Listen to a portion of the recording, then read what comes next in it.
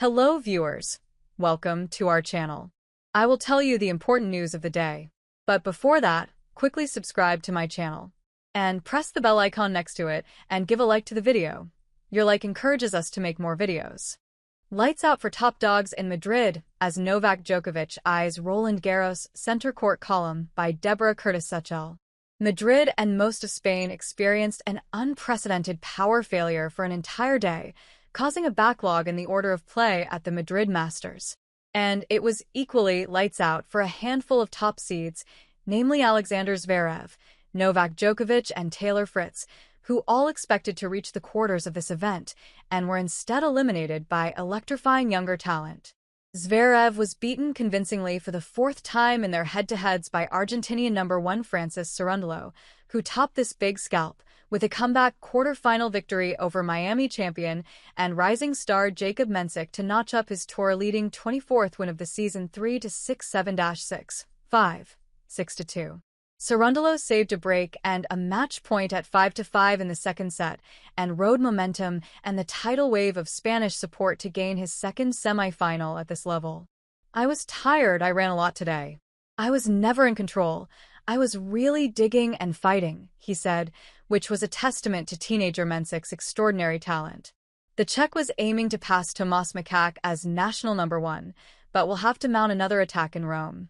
His mentor and idol, meanwhile, who has contributed enormously to Mensik's sudden surge up the rankings and whom he beat in the Miami final, Djokovic, was felled by Italian next-gen Matteo Arnaldi in straight sets, 6-3, 6-4.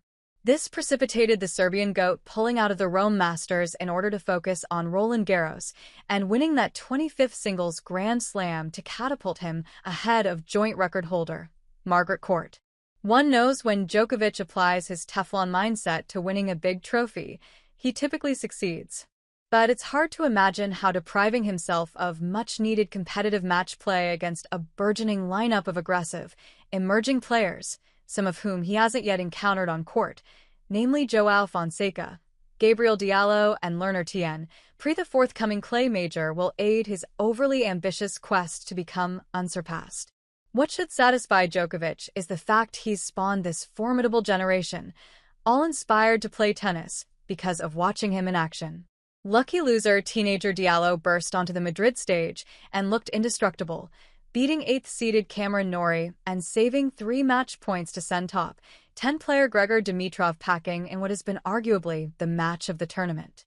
He then faltered against one-handed backhander Lorenzo Musetti in the quarters.